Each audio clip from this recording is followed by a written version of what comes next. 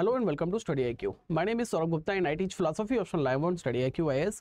आज के सेशन में हम डिस्कस करने वाले हैं इमैनुअल कांट की फिलोसफी को। हमारा फिलोसफी ऑप्शनल की जो सीरीज है फिलोसफी इन 10 मिनट्स, इसमें हमारा ये अगला सेशन होने वाला है इमैनुअल कांट का। पिछले सेशन में हमने इमैनुअल कांट के शुरू के कुछ टॉपिक्स थे जिनको डिस्कस किया था। अब इसका सिलेबस थोड़ा बड़ा है, इसलिए दो सेशंस में इसके सारे टॉपिक्स जो हैं वो कवर होंगे। तो बाकी के जो बचे हुए टॉपिक्स थे इनको अभी हम इस सेशन में डिस्कस करने वाले हैं। फिलोसफी से रिलेटेड कोई भी डाउट्स हैं, कोई क्वेरीज हैं, तो आप मुझे डायरेक्टली कांटेक्ट कर सकते हैं मेरे टेलीग्राम आईडी पे, and that is Gupta Saurabh BLY1। आप मुझे इंस्टाग्राम पे भी कांटेक्ट कर सकते हैं, आईडी जो है वो मेरी सेम रहेगी। तो अगर फिलोसफी ऑप्शनल अगर आपने चूज़ किया है और फिलोसफी ऑप्शनल के साथ में यूपीएससी प्रिपरेशन करना चाहते हैं, तो हमारा अगला जो बैच है वो स्टार्ट हो चुका है, जिसके एडमिशन्स क्लोज हो जाएंगे 15 दिसंबर को। हमारा विंटर कार्निवल चल रहा है, जिसकी वजह से प्राइस काफ़ी ड्रॉप हुए 12,999।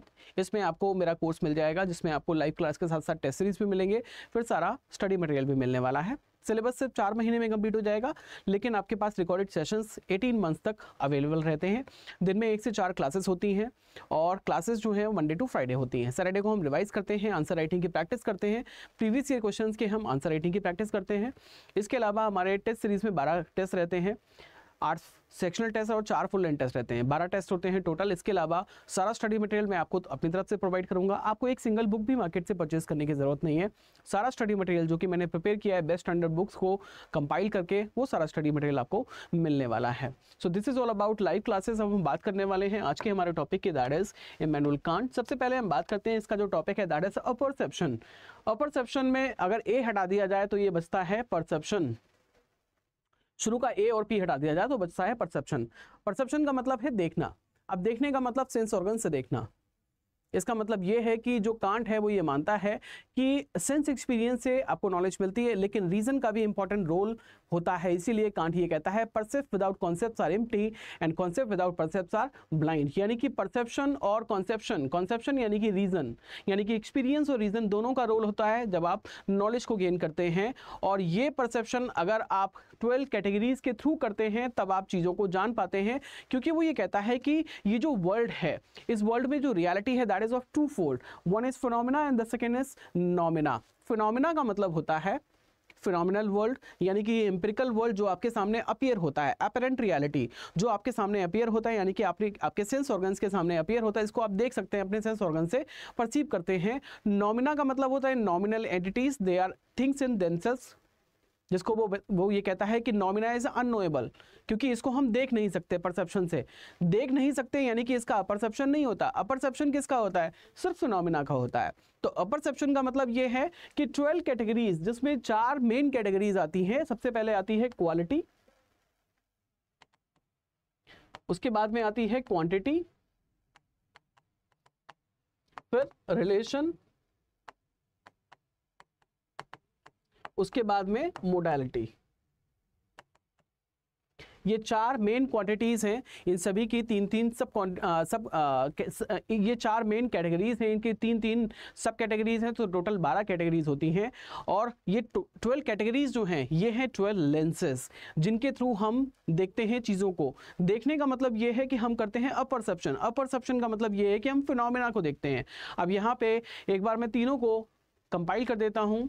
कांट ये कहता है कि जब हम इस वर्ल्ड की नॉलेज को गेन करते हैं, उसके लिए हम करते हैं अपरसेप्शन। अपरसेप्शन का मतलब ये है कि हमारे देखने के लिए हमें कुछ लेंसेज की ज़रूरत होती है। वो लेंसेज है उसकी 12 कैटेगरीज, यानी कि 12 लेंसेज हैं जिनसे आप डिफरेंट काइंड की रियलिटी को जान पाते हैं। कभी हम देखते हैं किसी भी चीज़ की क्वालिटी को, कभी हम देखते हैं कि क्वांटिटी कितनी है, कभी हम देखते हैं 2 आइडियाज़ के बीच में रिलेशन की, और कभी हम बात करते हैं मोडालिटी की। तो इस तरीके से 12 कैटेगरीज के थ्रू हम इस वर्ल्ड की नॉलेज को लेते हैं जो हमारे सामने अपीयर होती है, यानी कि जो फिनोमेना है। फिनोमेना को जानने के लिए हमें 12 कैटेगरीज की यानी 12 लेंसेज की ज़रूरत होती है, जिससे हम उस रियलिटी का अपरसेप्शन करते हैं। परसेप्शन का मतलब क्या है कि बिना कैटेगरीज की नॉलेज के हम बस देखते हैं, जिससे हमें कुछ नॉलेज नहीं मिलती। बस हमने, अब जैसे कि मैं आपके आंखों के सामने ये मार्कर लेके आऊँ, आपने क्या किया? इसका परसेप्शन किया, आपने बस देख लिया। ना आपको इसकी क्वालिटी के बारे में पता है, ना ही आपको इसकी क्वांटिटी के बारे में पता है, क्योंकि मैंने आपको बताया ही नहीं कि आपको इसमें देखना क्या है।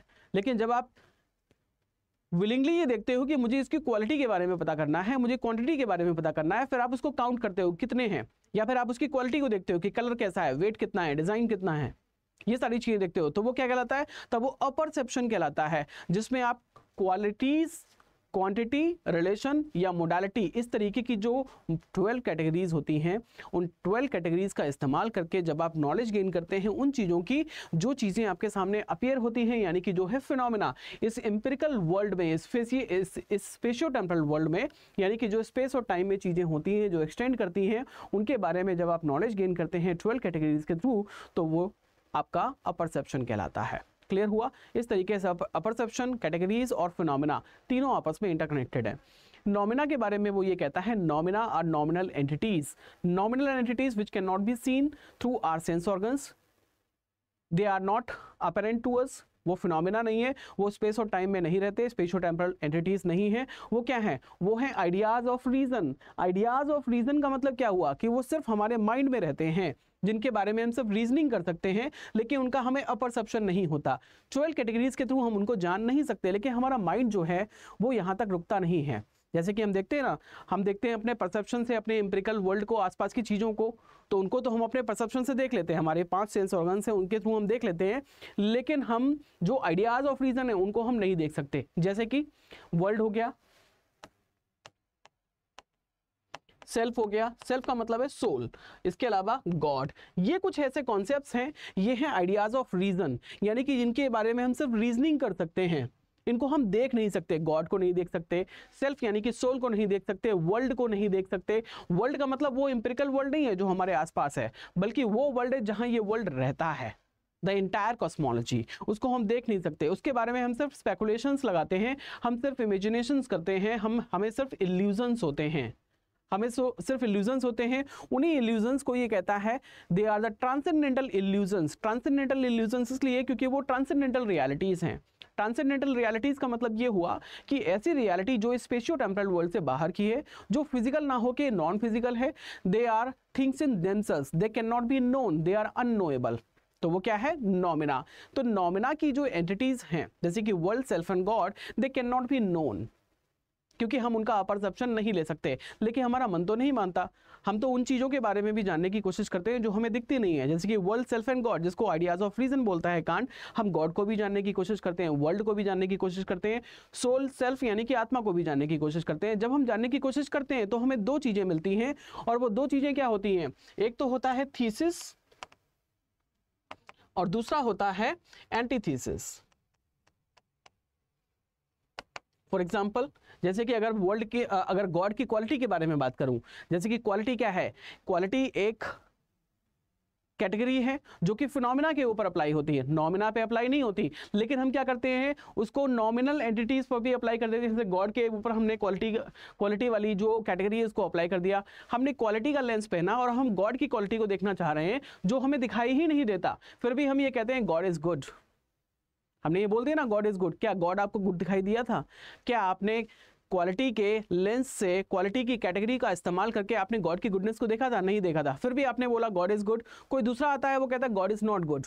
तो अगर मैं बोलता हूँ गॉड इज गुड तो ये क्या है? थीसिस है। दूसरा कहता है कि गॉड इज नॉट गुड, तो वो क्या है? वो एंटी थीसिस है। इस तरीके से हम स्पेकुलेशंस में उलझे रहते हैं। कोई कहता है गॉड इज गुड, कोई कहता है गॉड इज नॉट गुड, कोई कहता है गॉड एग्जिस्ट, कोई कहता है गॉड डज नॉट एग्जिस्ट, कोई कहता है दिस वर्ल्ड इज इनफाइनाइट, कोई कहता है दिस वर्ल्ड इज फाइनाइट, कोई कहता है सेल्फ इज इटर्नल, कोई कहता है सेल्फ इज मॉर्टल, है ना। तो इस तरीके से हम क्या करते हैं, हम सब थीसिस और एंटीथीसिस देते रहते हैं, हमारे पास कोई सर्टन नॉलेज नहीं होती। तो इससे ये जो अनसर्टन इल्यूजन्स होते हैं, इसको कांट बोलता है ट्रांसेंडेंटल इल्यूजन्स, जिसको वो एक टर्म देता है दैट इज एंटीनोमीज। कि जिन चीज़ों को हम जान नहीं सकते नॉमिना, उसके बारे में जब हम कुछ इल्यूजन्स बना लेते हैं तो they are known as transcendental illusion, जिसको वो एंटीनॉमीज बोलता है। इस तरीके से हम देखते हैं उसकी फिलॉसफी को। नेक्स्ट जो टॉपिक है that is critics for the proof for the existence of God. सबसे पहले आते हैं ऑन्टोलॉजिकल आर्गुमेंट। ऑन्टोलॉजिकल आर्गुमेंट में गॉड के एग्जिस्टेंस को सेंटेंशियल में और डेकार्ट इसलिए प्रूव करते हैं, वो ये कहते हैं परफेक्शन नाम की क्वालिटी मेरे माइंड में है, इसका मतलब परफेक्ट गॉड एग्जिस्ट करता है। कांट ये कहता है किसी की क्वालिटी से किसी के एग्जिस्टेंस का प्रूफ नहीं होता, सिर्फ क्वालिटी के बारे में पता चलता है। जो अगर बात करते हैं टेलियोलॉजिकल यानी कि डिजाइन आर्गुमेंट, डिजाइन आर्गुमेंट ये कहता है कि यहाँ हर चीज एक डिजाइन है, तो डिजाइन का कोई डिजाइनर भी होता होगा। जैसे ये मार्कर एक डिज़ाइन है तो इसका कोई डिज़ाइनर है, इसी तरीके से इस वर्ल्ड एक डिज़ाइन है तो वर्ल्ड का कोई डिज़ाइनर भी होगा, वो डिज़ाइनर कोई और नहीं, वो गॉड है। अब कांट ये कहता है कि जो चीज़ें आपने देखी उनके बारे में आप बात कीजिए, जिनको आपने देखा नहीं उसके बारे में आप बात नहीं कर सकते। इस तरीके से जो कांट है वो सारे आर्ग्यूमेंट्स को, लगभग सारे आर्ग्यूमेंट्स को रिजेक्ट करके अपना खुद का आर्ग्यूमेंट देता है, that is known as moral argument. So this is all about Kant's philosophy. इसको और ज़्यादा बहुत ज़्यादा डिटेल में पढ़ना है तो इसको हम पढ़ते हैं हमारे लाइव क्लासेस में, जिनमें आपके टेस्ट सीरीज भी इंक्लूडेड रहते हैं और सारा स्टडी मटेरियल भी इंक्लूडेड रहता है। सो this is all about can't. आज के सेशन में कोई डाउट है, कोई भी क्वेरी है तो आप मुझे कांटेक्ट कर सकते हैं मेरे टेलीग्राम आईडी पे। So this is all about this session. Have a good day, good luck, study to study IQ। See you in the live batch.